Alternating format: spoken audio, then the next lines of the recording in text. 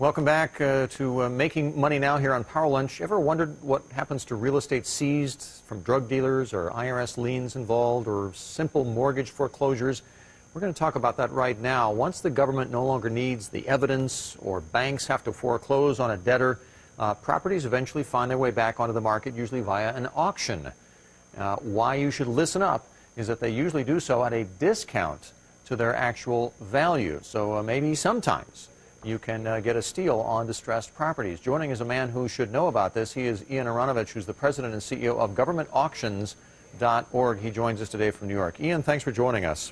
Thank you. Before we get to the specifics, and I'm fascinated by this because I've been invited to many of these auctions, assess the risk level. We should say that up front. How much risk are we talking about? Well, the risk is always what you make it. If you do your due diligence properly and if you research the value of what you're buying, you're going to go about it in a much smarter way, and you're probably going to lessen your risk. There's no clear way to say that there's a 20–30% risk. I think it differs with every particular situation, and surely there is a risk, especially if you don't use your head. The two kinds of auctions. One, the government auctions. Tell me about those.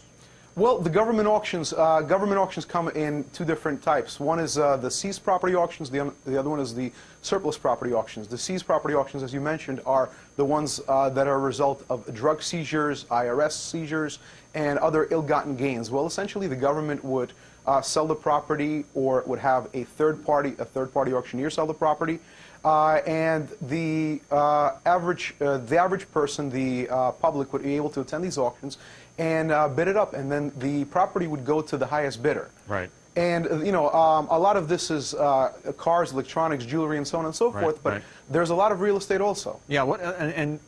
In that regard, the other kind you can go to, the foreclosures. Tell me about those. Well, with regard to foreclosures, those are actually private. That's when usually the bank is involved, or some kind of a lender, right? Well, yeah, the bank or some kind of lender, or some kind of lender insurance agency is involved. And what happens there is the bank forecloses based on a contract that you signed with it when you essentially put your mortgage together.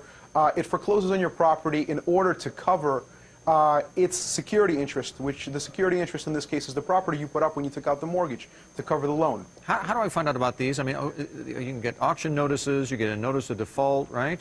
Well, yeah, there's a bunch of different ways that you can find out about it. The two most common ones are, a lot of times these auction sales and foreclosure sales are advertised in the legal journals, in your local papers, and so on and so forth, because there are statutory requirements that make the bank or the trustee advertise these particular auctions for anywhere between 3 to 5 weeks before the actual sale takes place. Right. The other thing you can do is, obviously, you can go to places that aggregate the information, such as we do, and we're at GovernmentAuctions.org. And there's the website right there. Right. Now, let me ask you, this I found fascinating. You can, if you choose to, when you find out about a particular property, you can go to the owner before the auction and try and cut a private deal to begin with, yes? Well, yeah, there are 3 stages in a foreclosure during which you can actually buy the property at a discount. And the first one, as you said, is approaching the owner. And this is once the notice of default is served by the bank.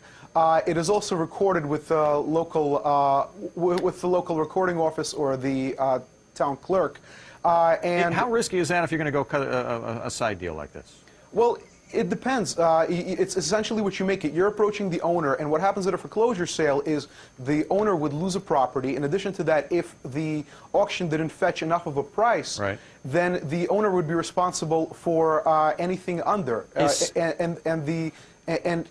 Basically, the bank can go after him for a deficiency judgment. Especially if you go to auctions, sometimes on these foreclosure auctions, the lender is the first bidder, right? Well, yeah, in all of these auctions, essentially, the lender will be the first bidder because the lender has what you call a lien on the property, and it'll put up its lien right off the bat in a credit bid, so as to, first of all, to keep the price, the bidding price above it, and second of all, if no one else bids, the lender will simply take it off their hands and put up its lien instead.